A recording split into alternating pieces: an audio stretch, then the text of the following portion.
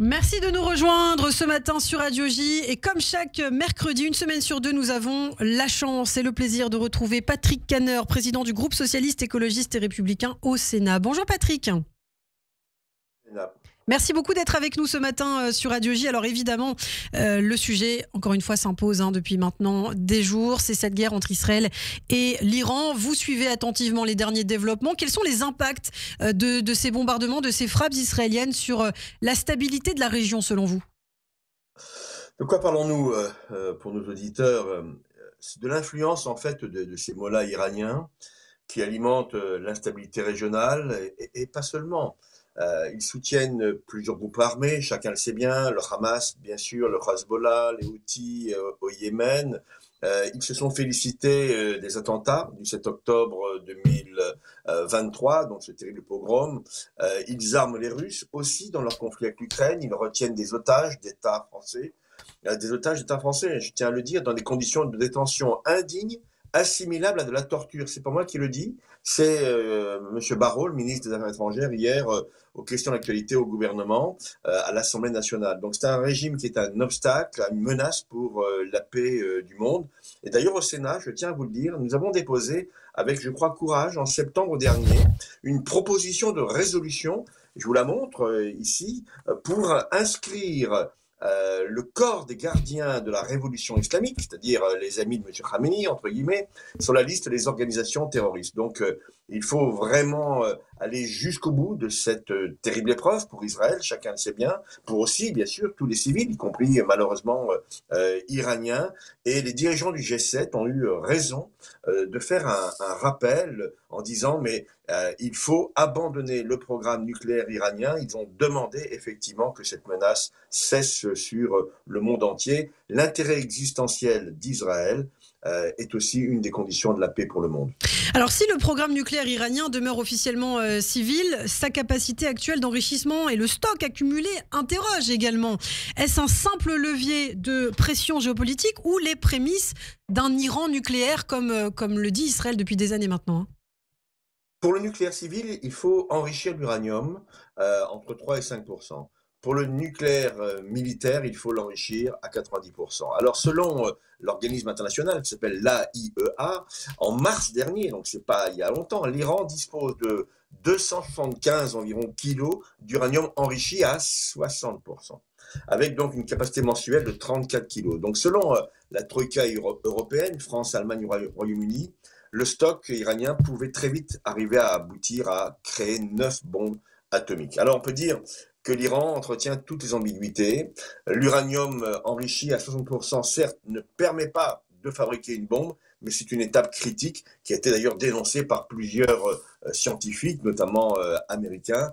Donc, il fallait agir, sinon effectivement l'Iran allait se doter très vite de bombes nucléaires. Et on sait qu'avec un pays tel que celui-là, eh bien c'était la guerre immédiatement et peut-être malheureusement la disparition de l'État d'Israël. Alors évidemment, le droit international s'impose, certains en parlent énormément. Comment le droit international peut être respecté dans ces conditions? Quel rôle peuvent jouer aussi les institutions multilatérales pour tenter d'apaiser peut-être la situation, Patrick? Alors chacun sait bien qu'Israël a engagé une guerre préventive.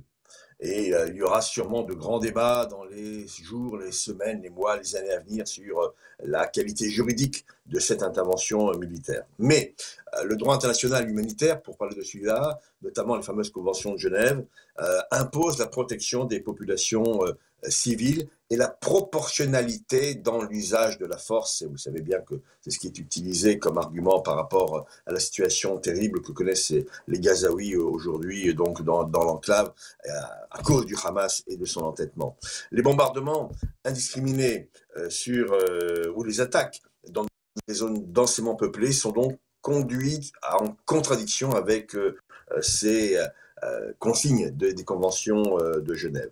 Le soutien direct apporté par certains États et des groupes armés comme le Hamas, le Hezbollah, doit également être dénoncé et l'Iran est coupable d'avoir provoqué effectivement des drames au travers de ses soutiens. L'ONU, l'Union européenne, d'autres organismes internationaux disposent de leviers diplomatiques et humanitaires pour encourager la paix. Leurs interventions sont souvent entravées, y compris par de grandes puissances. Je vous donnerai un seul exemple. L'accord de non-prolifération signé en 2015 entre l'Iran et la communauté internationale. Il y a eu un accord à l'époque pour l'abandon de son programme nucléaire. Eh bien, ce qui s'est passé, c'est qu'en 2018, avec le retrait des États-Unis sous l'autorité de Donald Trump, a permis de fait à l'Iran de continuer son programme d'enrichissement dès 2019. Donc attention, il faut être tenace jusqu'au bout, et je remercie Donald Trump d'être là plus clair cette fois-ci vis-à-vis de l'Iran, mais il est vrai que sa situation politique de l'époque a permis à l'Iran de passer par les trous de souris que lui autorisait finalement cette situation politique. Donc moi, ce que je souhaite, pour conclure, c'est que la France prenne toute sa place, prenne tout son poids dans ce souci de retrouver la paix, finalement, et de permettre à Israël de vivre en paix dans des frontières sécurisées et non pas sous la menace de terribles dictatures comme celle des mollahs de l'Iran. Eh bien, merci beaucoup Patrick Caner. Merci pour ces mots. On vous retrouve très bientôt sur Radio J. À bientôt, merci. Radio J. Zoom Israël. Pascal Zonshine. Radio J. Et on parle de l'Iran avec notre correspondante à Jérusalem, Pascal Zonshine. Pascal, Israël qui poursuit ses frappes contre les cibles militaires et nucléaires iraniennes et attend la décision de Donald Trump, justement, sur une intervention américaine. Absolument, et on en est au 6e jour de l'opération Éveil du Lion, et le monde entier assiste à une campagne israélienne totalement inédite dans son audace et dans son efficacité contre l'Iran. Des centaines de cibles déjà détruites, des éliminations de hauts responsables militaires et scientifiques du régime, au rythme auquel se déroulent les rotations et les opérations de l'aviation de Tsahal, il faudra encore entre quelques jours et 2 semaines pour épuiser la banque de cibles fixée par le plan. La chasse israélienne prend progressivement le contrôle de l'espace aérien de l'Iran. Les tirs iraniens de missiles balistiques contre Israël partent de plus en plus loin à l'est au fur et à mesure que l'aviation de Tsahal avance. Et maintenant que l'opération israélienne est bien engagée, elle peut changer la situation stratégique d'Israël en levant la menace directe du nucléaire iranien, ce qui est son but, mais elle peut aussi modifier tout le rapport de force stratégique.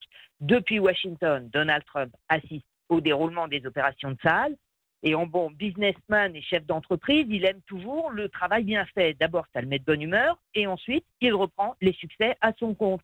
Ce que le chef de la Maison-Blanche a déjà fait hier, en affirmant « Nous avons le contrôle total du ciel au-dessus de l'Iran », sans aucune allusion à Israël, mais au matériel Made in USA qui équipe l'aviation de Tsahal. Ça peut paraître anecdotique, mais ça ne l'est pas tant que ça. Le président américain semble de plus en plus tenté par une intervention contre l'Iran si elle peut permettre une issue rapide et un retour à son plan initial de stabilisation régionale sans la menace nucléaire de l'Iran, qu'il espérait d'abord obtenir par la négociation. Du point de vue d'Israël, ça aurait évidemment l'avantage de laisser les États-Unis s'occuper du plus gros défi logistique, celui de la centrale souterraine de Fordo, qui est le cœur du programme d'armement nucléaire de l'Iran. Hier soir, le conseiller à la sécurité nationale d'Israël, Tzachi Hanegbi, a été clair. L'opération israélienne ne s'arrêtera pas avant la destruction de Fordo. Si Israël s'en charge, ça ne sera donc probablement pas par la voie des airs, puisque Tsahal n'a pas les fameuses super bombes perforantes que détiennent seulement les Américains. Si les États-Unis entrent dans la boucle, ce sera pour détruire Fordo. Tout va dépendre de la décision de Trump, toujours tiraillé entre les deux camps de son parti, les interventionnistes d'un côté et les isolationnistes de l'autre. Hier, le chancelier allemand Friedrich Merz a reconnu qu'Israël était en train de faire le sale boulot pour le reste du monde, selon ses termes, et que les États-Unis pourraient venir en renfort pour détruire le programme nucléaire de l'Iran.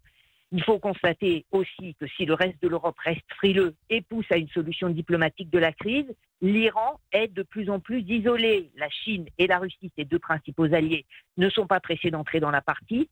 Si Donald Trump considère qu'il a suffisamment d'atouts pour accélérer l'issue de la crise par une intervention militaire sans risquer les intérêts américains ni une extension du conflit, il donnera son feu vert. En Israël, on pense que le président américain choisira l'intervention, mais dans tous les cas, l'opération de Tsahal ne s'arrêtera pas. Merci beaucoup Pascal Zonshine, merci pour ces infos et on continue à parler justement de cette guerre entre Israël et l'Iran tout de suite dans la revue de la presse israélienne avec notre correspondant Daniel Haïk. Le 6-9